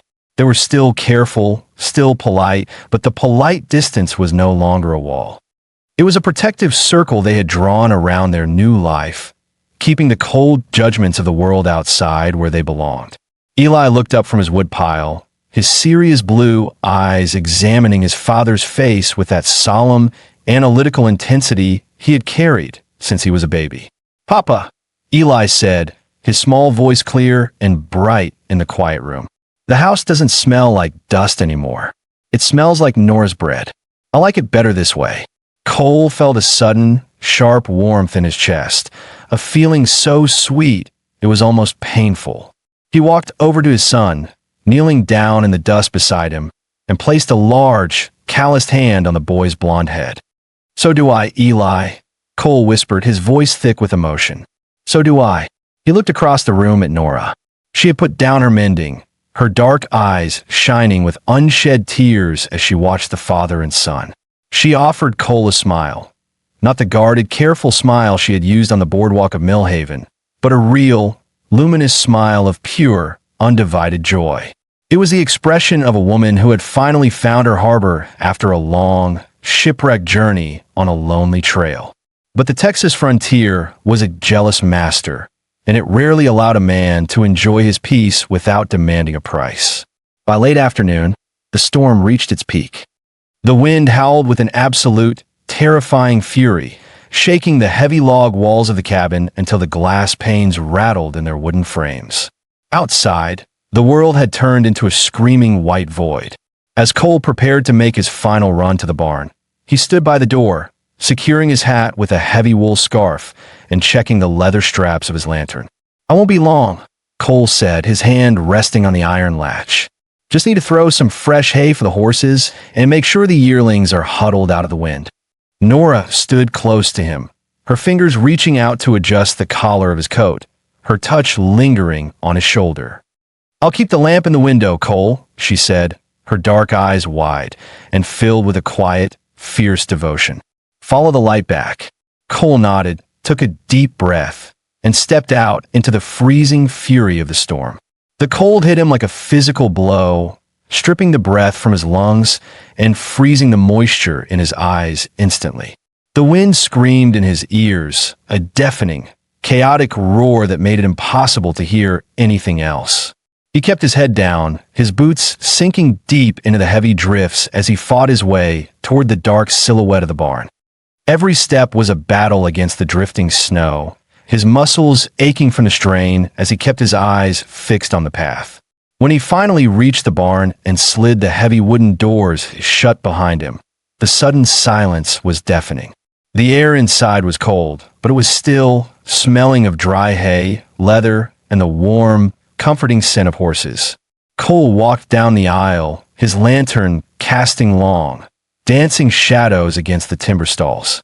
He spoke quietly to Copper, his hand resting on the horse's soft nose, before throwing fresh forkfuls of sweet prairie hay into the feeding troughs.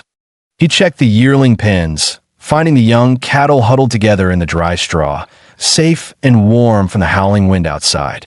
But as Cole turned to leave, a sudden, violent gust of wind struck the barn, a sound like a thunderclap that ripped a loose piece of tin roofing from the eaves above. Copper let out a startled whinny, rearing up in his stall, his hooves striking the wooden floorboards with a loud, metallic clatter. Cole ran forward, trying to calm the terrified animal, his hands reaching for the halter. In the darkness and the confusion, Cole's boot caught on a loose piece of timber, and he fell heavily to the ground, his shoulder striking the sharp edge of a cedar post. A sharp, blinding pain shot through his arm, making his vision go dark for a fraction of a second. He lay in the straw, his breath coming in ragged, painful gasps, his shoulder throbbing with an intense, sickening heat. Outside, the storm continued to scream, the snow drifting higher against the barn doors. True strength is not about never falling. It is about the quiet courage to get back up, even when your body screams in pain and the storm is howling at its loudest. Like the legendary cowboys of old who would face any danger to protect their home, Cole knew he had to get back to the cabin. He had a son waiting for him, and a woman who had placed a light in the window to guide him back. If you're holding your breath, waiting to see if Cole can make it back to the warmth of his hearth, let us know by typing courage in the comments below. Hit that like button, share this video with your friends, and make sure you're subscribed so you never miss a single chapter of this epic frontier journey. Cole slowly pulled himself up, using his good arm to grip the wooden rail of the stall, his face pale and slick with cold sweat. He gritted his teeth, forcing the pain down, and picked up his fallen lantern with a trembling hand. He opened the heavy barn door, just a crack, and stepped back out into the freezing, blinding white fury of the Texas night. The return journey was a nightmare of cold and pain. The wind seemed to blow from every direction at once, throwing sheets of stinging ice against his face and trying to rip the lantern from his grip. His injured shoulder throbbed with every step, the pain so intense that he had to stop every few yards to lean against the snowdrifts to catch his breath. But then, through the swirling white chaos of the storm, he saw it. It was a faint, tiny spark of gold, shining like a lonely star in a dark sky. The lamp Nora had placed in the kitchen window. That light was more than a beacon. It was a promise, a symbol of the new life they were building together from the ashes of their past. Cole kept his eyes fixed on that golden glow, forcing his legs to move, one painful step after another, until his boots finally struck the wooden steps of the porch.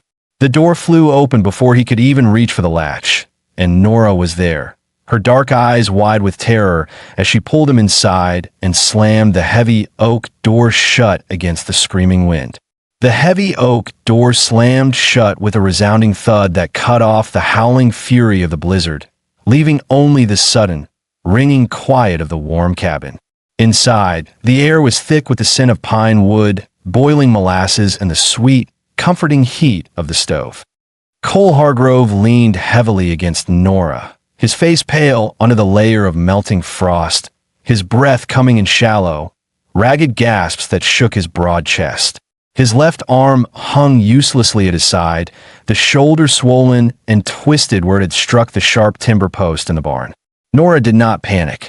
In her time on the trail from Kansas, she had seen men broken by runaway wagons and frostbite, and she knew that fear was a luxury a frontier woman could never afford. With a quiet, urgent competence, she supported Cole's weight, guiding him toward the large cedar armchair near the hearth. "Eli," Nora said, her voice calm, steady, and carrying an absolute authority that instantly kept the young boy from crying out. "Bring me the bowl of warm water from the stove and the clean linen cloth from the dry box. Your papa is hurt, but we're going to fix him." Eli did not hesitate. He scrambled from his woodpile, his small boots clicking quickly on the floorboards as he retrieved the metal bowl, holding it with both hands with a solemn, intense focus. He placed it on the small table beside the chair, then stood close, his hand resting gently against Cole's knee, his serious blue eyes searching his father's face. "Is Copper okay, Papa?" Eli whispered, his voice trembling slightly. "Copper is fine, son," Cole managed to say, gritting his teeth against a sharp wave of pain that made his vision go dark at the edges. "He's safe in his stall. I just lost my footing in the dark." Nora knelt in front of him, her fingers nimble and warm as she began to untie the wet wool scarf from his neck. She unbuttoned his heavy wool coat, sliding it carefully off his good right arm. But when she reached the left shoulder, Cole let out a low, involuntary groan. The fabric of his flannel shirt was stretched tight over a massive, ugly swelling that sat unnaturally high on his chest. "It's out of the joint, Cole," Nora said softly, her dark eyes looking up to meet his, filled with a deep, professional evaluation. "The bone has slipped forward. If we don't set it back now, before the swelling gets too hard, you won't be able to use this arm for months, and the pain will only get worse." Cole looked at her, the lamplight catching the dark curls of her hair, which were damp from the snow she had brushed from his coat. He saw the quiet strength in her face, the same strength he had seen in the barn during the summer storm, and the same strength she had used to silence the town whispers in the general store. He knew what she was asking. To set a dislocated shoulder required an immense, brutal force, and it would bring a blinding, agonizing pain before the relief came. "Do it," Cole whispered, his voice rough and steady. "I trust you, Nora." The word hung in the warm air between them, simple and absolute. Trust. On the frontier, it was the only currency that truly mattered, and Cole had just handed his entire well-being over to her without a single second of hesitation. Nora nodded once, her expression hardening into a look of fierce, loving determination. "Eli," she said gently, turning to the boy, "go sit on your bed and cover your ears for just a moment. When I call you, you can come back and help me bind the splint." Eli looked at his father, who gave him a small, reassuring nod. The boy obeyed, walking quietly to the back of the cabin and sitting on the edge of his mattress, his eyes fixed on the floor. Nora turned back to Cole. She took his large, rough right hand, placing it firmly against her own shoulder. "Hold on to me," she whispered. "When I pull, you have to let the muscle go slack. If you fight me, the bone won't slide back." Cole wrapped his fingers around her shoulder, feeling the delicate, strong collarbone beneath her blue wool dress. Nora positioned herself, her left hand stabilizing his collarbone, her right hand grasping his forearm with a grip that was surprisingly strong. She looked into his eyes, her gaze locking onto his, offering him an anchor in the storm of pain that was about to break. "On three," she whispered. "1, 2. Before she could say 3, she delivered a sudden, powerful downward pull and a sharp inward twist of his arm. A blinding white flash exploded in Cole's head, and a low, guttural cry tore from his throat. The pain was absolute, a sickening, burning heat that made his heart stutter in his chest. But in the middle of that blinding agony, there was a loud, wet pop as the head of the bone slid back into its natural socket. Cole collapsed back against the cedar chair, his chest heaving, his forehead slick with cold sweat. The agonizing, sharp heat in his shoulder instantly transformed into a dull, heavy throb. A pain that was manageable, a pain that spoke of healing rather than destruction. He opened his eyes, his breathing slowing, to find Nora still holding his hand, her face pale, her own dark eyes wet with tears of relief. "It's back," she whispered, her voice shaking slightly as she wiped a tear from her cheek with her sleeve. "It's back in place, Cole." "Thank you," Cole managed to say, his fingers tightening gently around her warm hand. He felt a deep, overwhelming exhaustion washing over him, but his heart had never felt lighter. Have you ever had a moment in your life where a crisis stripped away all the polite walls and formal boundaries between you and someone else, forcing you to see exactly how much you meant to each other? On the wild, lonely frontier, a moment of pain could often be the very thing that revealed the deepest truths of the heart. If Nora's quiet courage and Cole's absolute trust are moving you today, take a moment to drop a comment below. Hit that like button, subscribe to Redwood Chronicles, and share this video with someone who might need a reminder of the quiet strength that lies in human connection. Nora stood up, her movements slightly shaky as she retrieved the warm water Eli had brought. She dipped a clean linen cloth into the bowl, wrung it out, and began to gently wash the cold sweat and trail dirt from Cole's face. Her touch was incredibly light, her fingers tracing his jaw and his forehead with a quiet, lingering tenderness that felt like a blessing. "I was so scared, Cole," she whispered, her voice barely carrying over the crackle of the stove. "When the wind tore that piece of tin from the roof, and I heard copper whinnying from the house, I looked out the window and I couldn't see the barn anymore. The snow was just a white wall. My heart stopped. I realized then, if you didn't come back through that door, this house wouldn't be a home anymore. It would just be a cold, empty place under a dark sky." Cole looked up at her, his good right hand reaching up to cover hers as she held the warm cloth against his cheek.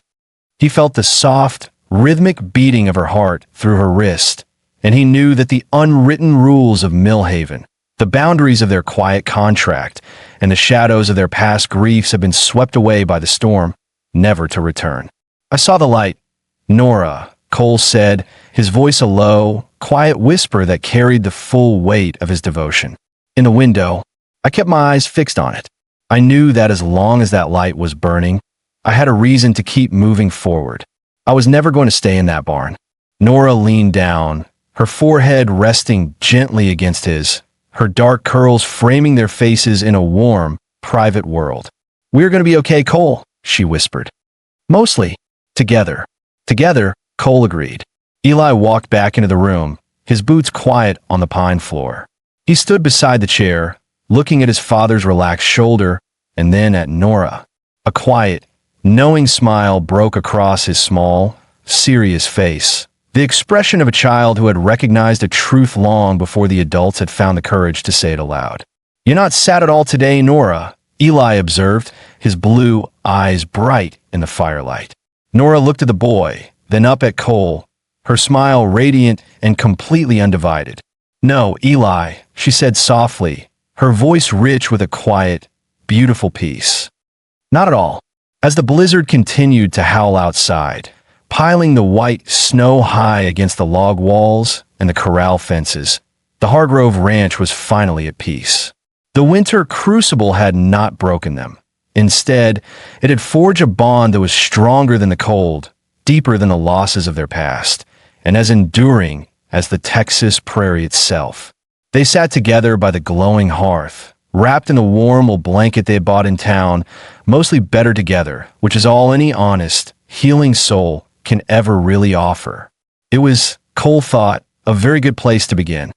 The winter did not release its grip on Millhaven easily, but when the thaw finally came, it arrived with the sudden, breathtaking rush of a frontier spring. Almost overnight, the vast, white sheets of snow that had buried the rolling hills of the prairie began to weep, turning into thousands of tiny, clear streams that rushed down the limestone washboards and filled the dry creek beds with the cold, sweet music of running water. The deep, stubborn drifts along the corral fences melted into the dark earth, leaving the soil rich, damp, and smelling of ancient, hidden life. Tiny shoots of green prairie grass began to peek through the matted amber straw, and the bare, White branches of the lone cottonwood tree behind the barn swelled with the first sticky purple buds of spring. For Cole Hargrove, the changing season brought a profound physical and emotional renewal. His left shoulder, which Nora had so courageously set back into its socket in the middle of the blizzard, had healed beautifully. Under her daily care, the gentle application of warm compresses, the meticulous wrapping of clean flannel splints, and her quiet, encouraging words, the strength had slowly returned to his broad frame. He was back to split timber work, his double-bit axe swinging with the same easy, powerful rhythm as before. But the dark, heavy exhaustion that had shadowed his face for 2 long years was completely gone. In its place was a quiet, luminous peace, a steady warmth that seemed to radiate from deep within his chest. The daily routine at the ranch had settled into a beautiful, harmonious dance of shared life. There was no more cold, formal distance between Cole and Nora. The thin, fragile veil of unspoken tension that had hung between them through the winter had dissolved into a deep, unshakable bond of mutual devotion. Every morning, Cole would wake to the rich, savory scent of Nora's fresh sourdough biscuits, baking in the oven and the bright, clear sound of Eli's laughter as he helped her set the wooden table.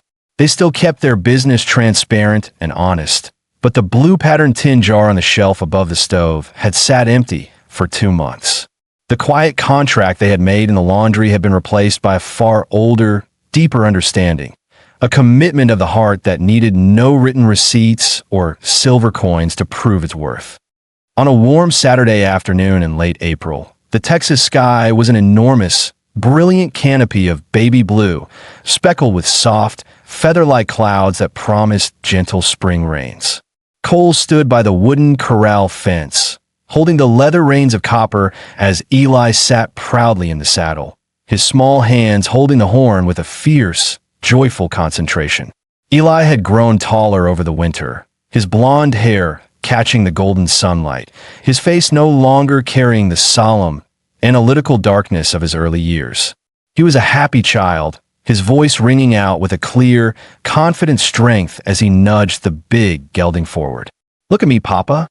Look, Nora," Eli called out, his serious blue eyes shining with excitement as Copper walked in a slow, gentle circle around the dirt yard. "I'm riding him all by myself." Nora stood beside Cole, her hand resting lightly on the wooden rail, her face radiant in the warm sun.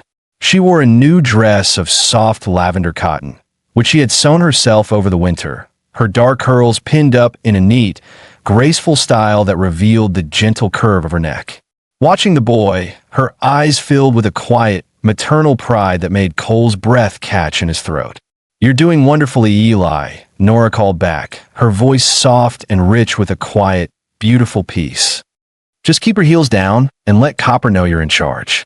Cole looked down at her, his heart swelling until it felt too large for his chest. He reached out, his large, calloused hand gently wrapping around her slender fingers where they rested on the rail. Nora did not pull away. Instead, she turned her hand, her fingers sliding between his, her warm grip locking onto his with a quiet strength that felt like an anchor. "I need to show you something, Nora," Cole whispered, his voice deep and carrying a sudden, emotional weight. "Before the sun gets too low." Nora looked up, her dark eyes steady and clear as she met his gaze, recognizing the quiet importance of his words. "Of course, Cole," she replied softly. "If you are one of those rare, romantic souls who believes that the deepest wounds of the past can only be healed when we find the courage to share our journey with someone who truly sees our worth, let us know by typing home in the comments below. Hit that like button, subscribe to Redwood Chronicles, and share this video with someone who needs to be reminded of the quiet, redemptive power of love on the frontier today.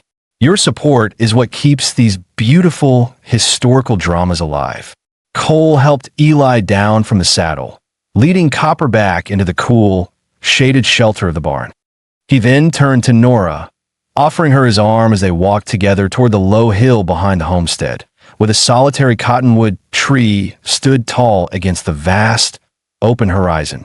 The grass beneath the tree was lush and green, dotted with small clumps of wild purple verbena and yellow primroses that danced in the warm afternoon breeze. Beneath the wide, protective branches of the cottonwood lay a quiet, stone-covered mound, marked by a simple, hand-carved cedar cross. It was the place where Cole had dug the grave for Anna 2 years ago, the sacred ground where he had buried his heart and his hope in the cold, unyielding earth. They stopped a few feet from the grave, the rustle of the cottonwood leaves making a soft, comforting sound in the quiet air. Cole looked down at the simple wooden cross, his hand tightening around Nora's fingers. For 2 years, he had avoided this place, believing that standing here would only bring back the terrible, suffocating pain of his loss. But today, standing beside Nora, the grave did not feel like a monument to sorrow. It felt like a threshold, a place of quiet closure, where the past could finally rest in peace so that the future could begin. "I haven't been up here since the morning I laid her to rest," Cole said, his voice low and thick with a raw, honest emotion. "I was too angry, Nora. Too angry at the fever, too angry at the sky, and too angry at the silence of this ranch.